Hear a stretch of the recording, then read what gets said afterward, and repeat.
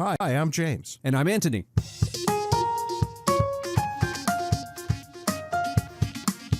This Saturday bonus episode is a recording of an interview we gave on another podcast. Regular Words and Numbers episodes come out each Wednesday. So I want to talk today about the nature and use of money. Let's start with the question, why do we have money at all? Because you hear lots of people saying things like, imagine what a world would be like without money. We'd have zero environmental problems, and we'll be living in harmony with our ecosystem. There wouldn't be greed, and the acquisition of wealth wouldn't be a driving factor anymore. And you imagine, when you think about a world without money, of this, idyllic place in which I do things for you and you do things for me and we exchange. For you and you do things for me and we exchange. And all of that sounds really good, but it completely misunderstands the nature of money. So let's talk about what a world would look like without money. And we know what this looks like. It's called a barter economy. And we've experienced barter economies early in our history. And so here I am, and I'm a college professor, and I give lectures. In a barter economy, how would this work? Well, I'd have things that I need in exchange for providing lectures. Whoever listens to my lectures would have to give me food, clothing, shelter, electricity, the things that I need. And, I, of course, would be giving the economics lectures to people who need that. So let's suppose I have in front of me some students, and one of the students is a tailor, or the student's parents are a tailor, which they give to me in exchange for the lecture. And that's good, because the student wants a lecture, I want the clothes, that works out.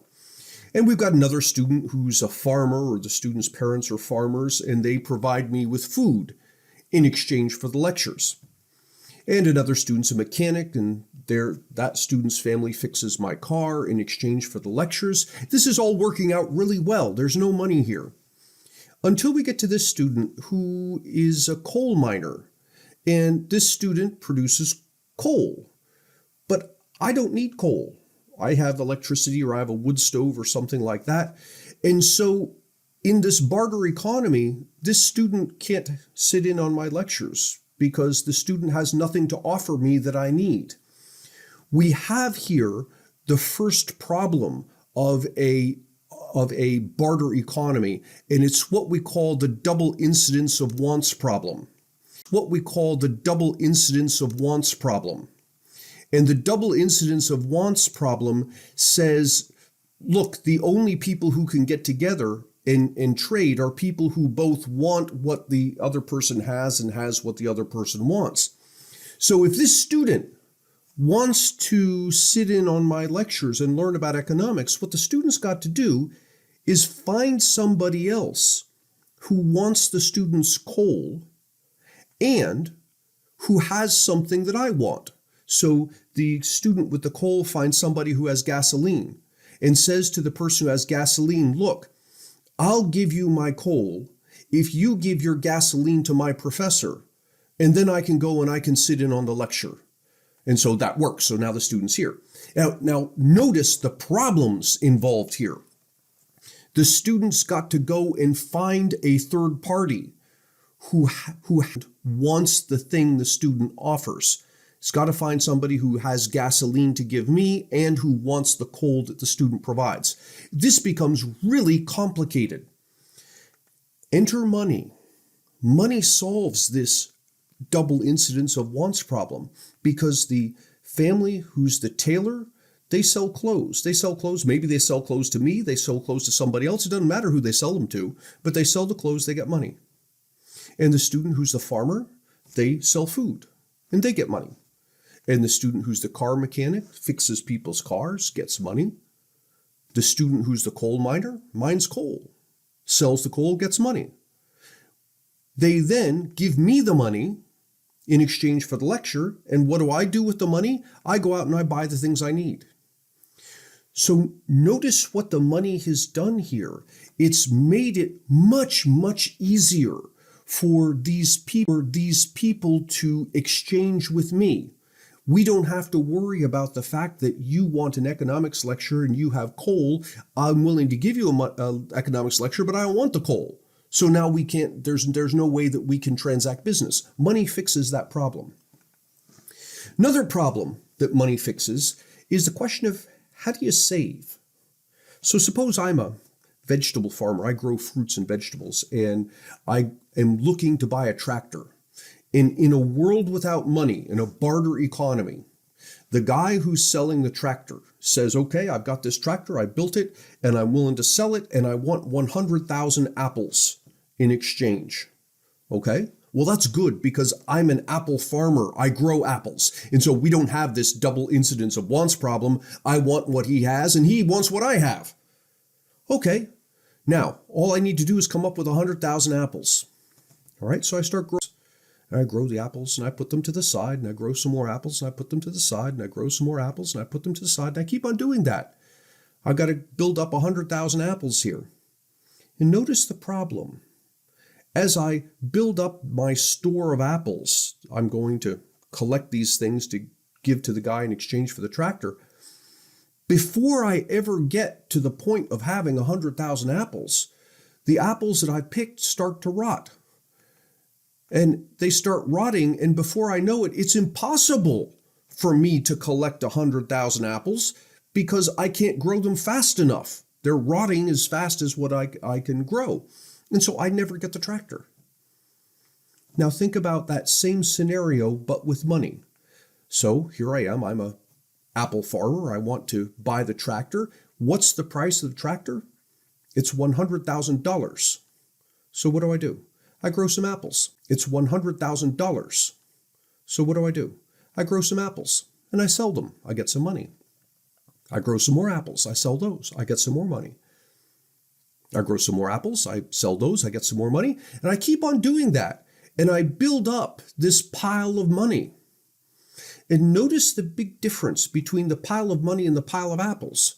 The pile of money doesn't deteriorate, right? It's just there. It's money. And when I finally get $100,000, I can then give it to the tractor guy. The tractor guy gives me the tractor. So the money has solved, so far, two problems.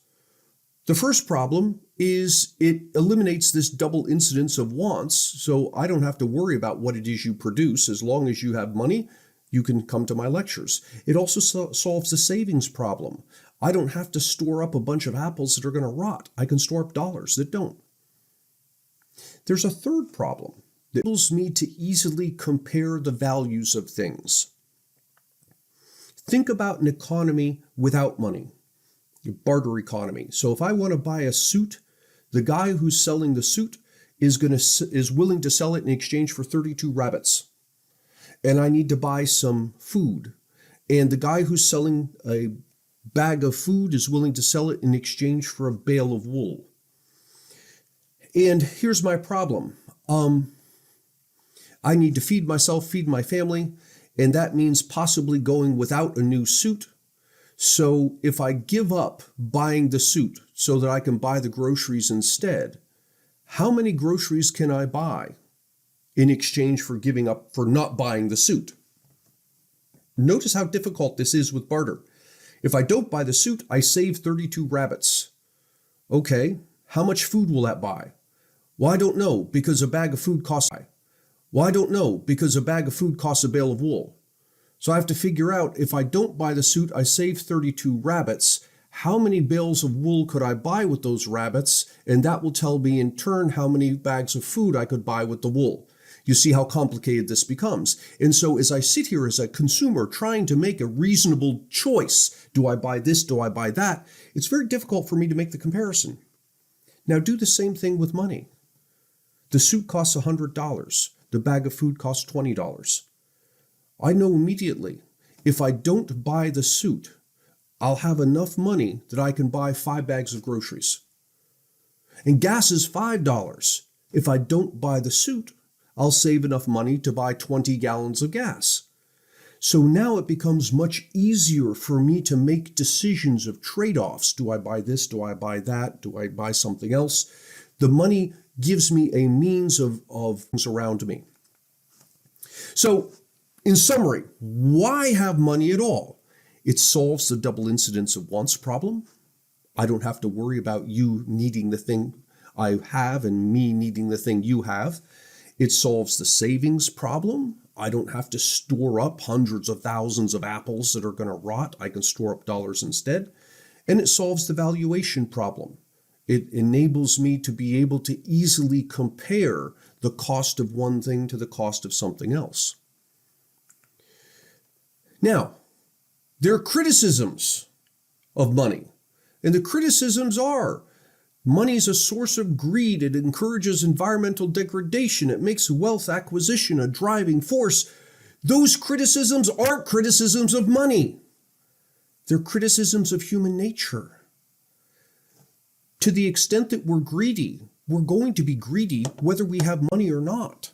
To the extent that we're going to pollute the environment, we'll pollute the environment whether we have money or not. To the extent that we're concerned overwhelmingly with acquiring wealth, we'll be concerned with that whether we have money or not. Money isn't the source of these problems. Human nature is the source of the problems. They exist whether you have money. Now, what money does do for us is all those wonderful things. It's this tool that we can use to do various things. Does it make it possible for us to be even more greedy? Yeah, it does. Because when I have money, instead of having a barter economy, it's much easier for me to transact business with people. And so if I'm a greedy person, it makes it much easier for me to be a greedy person. If I'm a person who is more concerned with acquiring wealth than I am concerned with helping my neighbors, money makes it easier for me to acquire wealth. But notice the thing here. Money is simply the tool. It's not the source of the problem. The source of the problem is the human nature. So, let's think about what makes money valuable. And you know it's valuable because if you're walking down the street and you see a $20 bill on the sidewalk and the wind's blowing, it starts to blow it down the street, you're going to run after that $20 bill. You're going to try and get it. So clearly from your behavior, I know that you think this thing is valuable. What is it that makes money valuable? I ask my students this, and invariably, even today, I'll get one or two students who will say, what makes money valuable is that it's backed by gold. The US dollar has not been backed by gold for over 50 years. It's not that it's backed by gold. And to be backed by gold, what does that mean? It means that, and this was the case prior to the 1970s in the United States, that you could walk into a bank, it would give you physical gold in exchange for it. It was backed by gold. That's just what this means. So money, dollars in the United States are not backed by gold. So that's not what makes money valuable. What makes money valuable is the fact that you can walk into a store and put it on the counter, and the person behind the counter will give you stuff. It's the fact that people are willing to give you goods and services in exchange for the dollars that makes the dollars valuable. So in an interesting way, it's not the dollars that are valuable. It's the goods and services. The goods and services make the dollars valuable because the goods and services are valuable. So if you want to think in terms of backing dollars, what backs dollars are the goods and services that Americans make. This is what backs the value of goods and services that Americans make. This is what backs the value of the US dollar. You can walk into a store, hand it to somebody, and they'll give you stuff. The fact that you value that stuff causes you to value the dollars. Absent the stuff, the dollars are worthless. How do I know this? Here's a simple thought experiment. Suppose I put you on a desert island. So there you are. It's you on this island, and all there is sand and one tree. And that's it. That's all you have. Oh, you have one other thing. You have a suitcase packed with $10 million. Now, how well off are you? And the answer is you're not well off at all. You're going to die shortly. Why? You don't have anything. It's a bunch of sand, one tree, and there's nobody around. But you've got $10 million.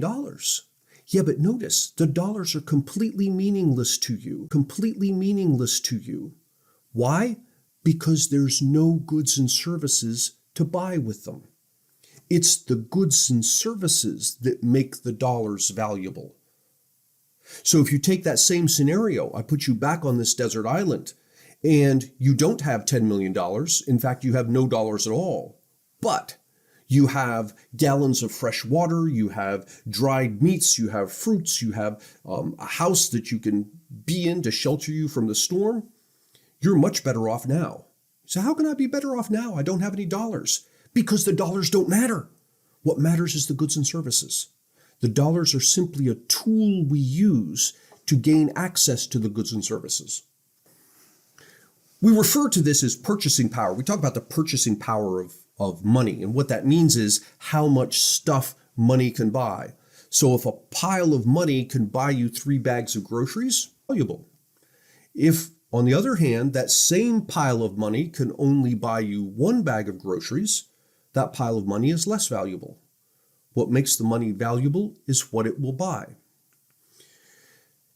And this brings us to what we call the average price level. Think of the average price level as the ratio of the number of dollars in the economy to the number of goods and services in the economy. So number of dollars in the economy divided by number of goods and services in the economy. That ratio is the average price level. And when we talk about things like inflation, inflation is a rise in that average price level. The average price level is going up and up. Deflation is a decline in that average price level. The average price level goes down. So for example, if your entire economy has a total of $9 and all the goods and services it has are 3 bags of groceries, then the average price level is $3. $3 per bag of grocery. So let's see what happens now when we print more money. If you have an economy that has $9 and 3 bags of groceries, $9 divided by 3 bags of groceries, that's $3 per bag of groceries. Print more money. So we print more money, and we now have an economy with $18. You say, this is great. We've got twice as much money as we had before. Yeah, but you got the same 3 bags of groceries. All that's happened is that your average price level has gone up. $18 divided by 3 bags of groceries gives you an average price level of $6 per bag of groceries. You've got the same 3 bags of groceries you're not before. What does having $18 do for you? What it does for you is it raises the price of groceries. All that happened is that groceries are now more expensive. What if you print even more money? You print more money, now you've got $27 in the economy, but you still have 3 bags of groceries. You're not any better off than you were before. All that's happened is the price of groceries has gone up. And so here you see this interesting phenomenon that unless the production of goods and services increases, printing more money simply causes inflation. It doesn't make anybody better off. It just makes prices higher. So let's talk about inflation then. Inflation is a tax on savings. What does that mean? Let's suppose here you are in year 1 and you earn $50,000. That's your wages, $50,000 a year. And hamburger will cost you $4, a pair of shoes will cost you $30, a new car will cost you $30,000. So these are kinds of things you can buy with your $50,000 of income. This is year 1. Now, along comes inflation, and inflation doubles all of the prices. So now everything is twice as expensive as it was before. But remember, the wage rate you're paid, that's also a price. It's the price of labor. So if all the prices double, hamburgers cost twice as much, shoes cost twice as much, cars cost twice as much, labor also costs twice as much. So now here in year 2, you're earning $100,000. The hamburger will cost you $8. A pair of shoes will cost you $60. A new car costs you $60,000. And I ask you, Are you any better off? A new car costs you $60,000. And I ask you, are you any better off in year 2 than you were in year 1? And the answer is no, it doesn't matter. Year 1, you're just as well off as you are in year 2. And I say, how can that be? In year 2, you're earning $100,000. In year 1, you were only earning $50,000. Yeah, well, because in year 2, all the things I would buy are twice as expensive. So it doesn't matter if I'm earning twice as much and everything costs me twice as much. I'm just as well off in year 2 as I was in year 1. How do I know? Because in year 2, I can buy the exact same number of things as I bought in year 1, not more, not less. If you think about the goods and services you're able to acquire, in year 2, you acquire the same amount of goods and services that you acquired in year 1. You're no better off. Let's do this again. But this time, let's introduce a savings account. So here you are in year 1. You earn $50,000. And hamburgers cost $4, shoes cost $30, a car costs $30,000. And you have managed to save $10,000. So you got $10,000 sitting in your savings account. This is year 1. Now along comes year 2. And what happens? Between year 1 and year 2, we get inflation and prices double. So you're earning twice as much, but the hamburgers cost twice as much, the shoes cost twice as much, the car costs twice as much, everything costs twice as much. And I say, are you better off or are you worse off than you were before? And your tendency is to say, well, I'm just the same because I'm earning twice as much and everything costs twice as much. All that's true. But what about that $10,000 in your savings account? Oh, I still got $10,000. Prices have now all doubled, which means that $10,000 in your savings account buys half as much this year as it did last year. You're actually worse off. Your savings account, the purchasing power of that $10,000 you put in your savings account just got cut in half. So the moral of the story is inflation, on the one hand, doesn't do anything because, yeah, your prices of things go up and your wages go up as well, so everything's the same. What it does affect is your savings. When you get inflation, the purchasing power of the dollars in your pocket start to decline. And so inflation has the exact same effect as if the government stepped in and took money out of your savings account. Now, the government's not taking money, $10,000 bills, you still have $10,000 bills. What it took was the purchasing power of those dollar bills. Inflation has the exact same effect as a tax on savings. So one of the problems that we come to when we think incorrectly about money is that we get hung up on this idea of income inequality. And I'm not suggesting that income inequality is not a problem. Rather, I'm suggesting that when we do think about income inequality, often we think about it in the wrong way and end up getting concerned about things that aren't concerning, meanwhile missing things that we should be concerned about. So let's talk about income inequality for a moment, and we're going to be looking at the dollars. So here I give you, let's talk about income inequality for a moment, and we're going to be looking at the dollars. So here I give you I want to start off by talking about profit. And before I begin, I want to make a distinction between what I call voluntary and involuntary profit.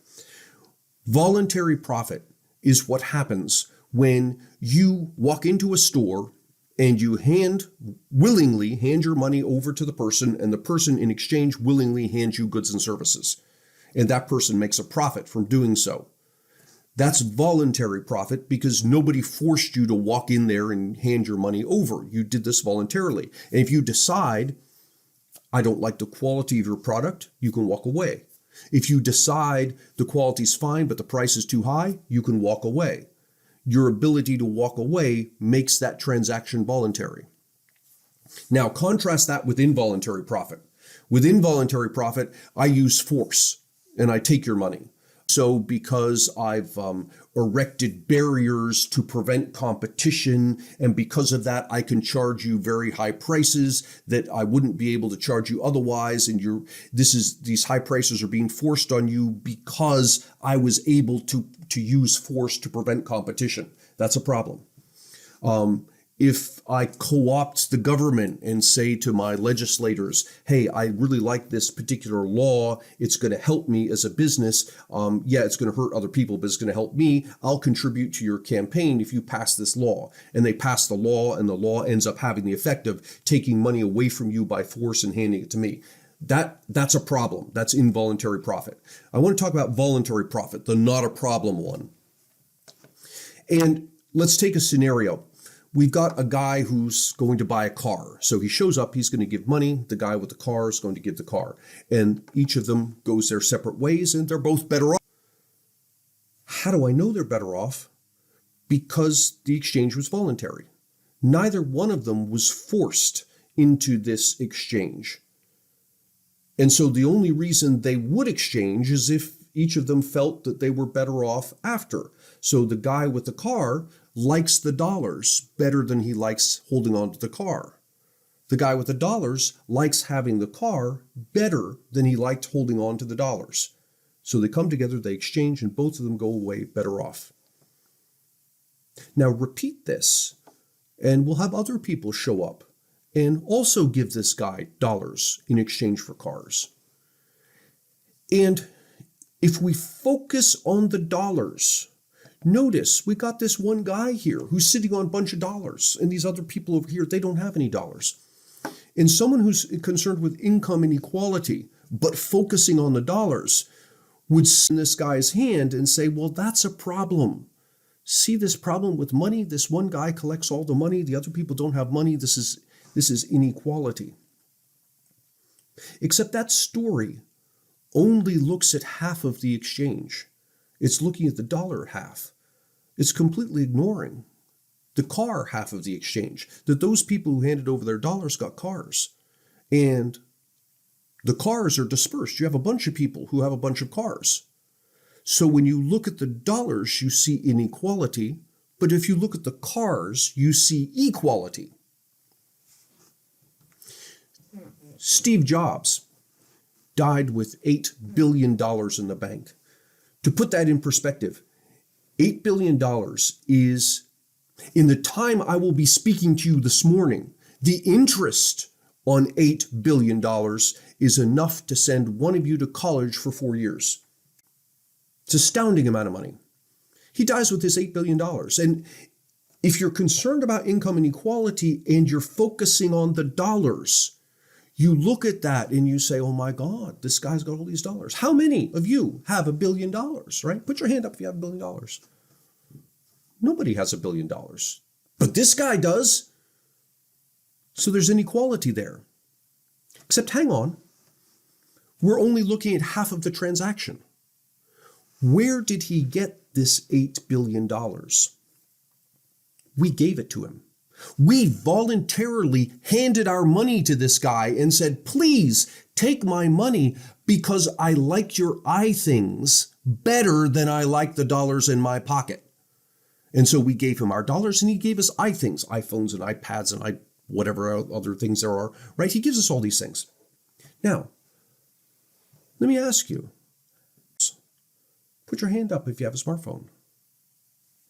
You see, everybody's got smartphones. In fact, in the United States, for people 19 years and older, virtually 100% of them have smartphones. And when I say virtually 100%, I don't mean like 97%. I mean 99.9%. Literally almost 100% of Americans age 19 and over have smartphones. If you look at the smartphones, you see tremendous equality. We all have one. If you look at the dollars, you see inequality. But it's the smartphones that matter. It's the goods and services that matter, not the dollars. The dollars are simply a means of getting to the goods and services. So come back to this scenario of the guy coming along with the dollars and handing it over in exchange for the car. And let's repeat this example of the guy coming along with the dollars and handing it over in exchange for the car. And let's repeat this example of a bunch of people showing up to buy cars. But I'm going to switch the example a little bit. And here, instead of everybody showing up to buy cars from this one person, each of them will show up to buy a car from a different person. And now if I ask you, well, what do you think about inequality here? Someone who focuses on the dollars would look at that and say, okay, there's not much inequality here. We've got a bunch of guys who collected money, each one of them. So each one of them has a bit of money and the dollars are dispersed. Except look at the dispersion of cars. It's the same exact dispersion of cars we had before. You got a bunch of guys, each one of them has a car. And so in a weird way, we look at the one situation where a bunch of people buy cars from one person, and we call that inequality. Then we look at the other situation where a bunch of guys buy cars from a bunch of different people, and we call that equality. And yet, if you look at what matters, look at the cars, it's the same dispersion of cars in both cases. It's not the dollars that matter, it's the goods and services that matter. Further, fixating on dollars misses a really important point. Let's suppose there's a guy, this red guy, who's going to come and he's going to move into a community of a bunch of green people. And this red guy does stuff for his community. He mows lawns, he fixes cars, he paints houses, and this is stuff he contributes to the community. And he asks for something in return. He needs food, clothing, and shelter. So he provides these services to the community. The community in turn provides him with food, clothing, and shelter. Let's suppose, for whatever reason, maybe this guy is particularly good at mowing lawns and fixing cars and painting houses, or maybe there's lots of lawns that need to be mowed and cars that need to be fixed and houses that need to be painted. Or maybe there's simply not anybody else around who's willing and able to mow lawns and fix cars and paint houses. But for whatever reason, let's suppose that society places a tremendously high value on the stuff this red guy can do. Society's extremely happy. Thank God this guy came along. He's going to do all this stuff. We really need this stuff done. And let's suppose as well, for whatever reason, maybe the society has a lot of food, clothing, and shelter laying around, or maybe it's really easy to produce the food, clothing, and shelter. For whatever reason, let's suppose that society places a small value on the food, the clothing, the shelter this guy asks for in return. Think about this scenario. This red guy, this is somebody that you'd love to have as your next door neighbor. He's somebody who is contributing more to society than he asks for in return. In fact, if everybody was like this, wouldn't the world be a wonderful place? Because every one of us would be contributing more to our neighbors than we ask for in return. Okay, now, let's switch from this barter economy I've shown you and put a monetary system on it. So this guy, instead of trading mowing lawns and fixing cars and painting houses for food, clothing, and shelter, will use money. So this guy mows lawns, fixes cars, paints houses, and his neighbors pay him dollars in exchange. And they pay him lots of dollars. Why? Because this stuff he's doing. In exchange, this guy buys from his neighbors food, clothing, and shelter, and they don't ask for many dollars in return. Why? Because they don't put a high value on the food, clothing, and shelter this guy wants. And so, if you move time forward, what you'll see is that this guy is going to accumulate a pile of dollars. He'll be accumulating dollars faster than what he spends. And he ends up like Steve Jobs with a whole bunch of dollars sitting back here behind him. But think this through. The dollars aren't a sign that he has to give back to society. The dollars are a sign that he has already given to society more than he asked for in return. That's what the dollars are. They're IOUs. that society gave this. You've given us all these things that you're just wonderful. You haven't asked for much in return. Take these IOUs, and when you're ready for more stuff, just give them to us and we'll give you more food, clothing, and shelter. The IOUs, the dollars, are not a sign he needs to give back. They're a sign he has already provided more value to society than he asked for in return. And so, if this guy, like Steve Jobs, dies with a bunch of dollars in the bank, what does that mean? It means that over the course of his life, he provided us with a bunch of stuff. We owed him some stuff in return, and he died before we could ever give it to him. We're actually better off.